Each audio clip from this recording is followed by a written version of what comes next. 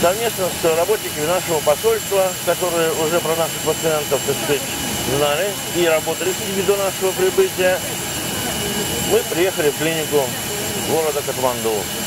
Значит, наши пациенты – это два молодых человека, получили травму при полете на параплане.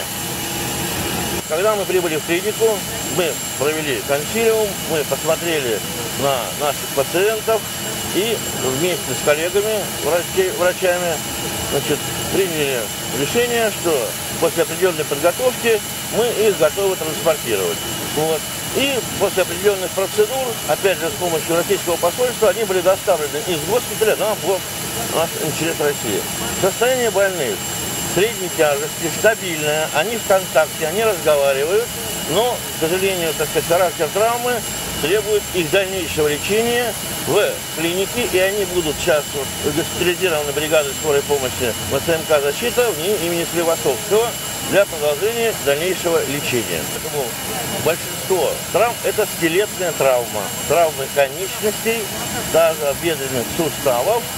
Ну, слава богу, так сказать, внутренние органы целые и, так сказать, небольшая черепно-мозговая травма.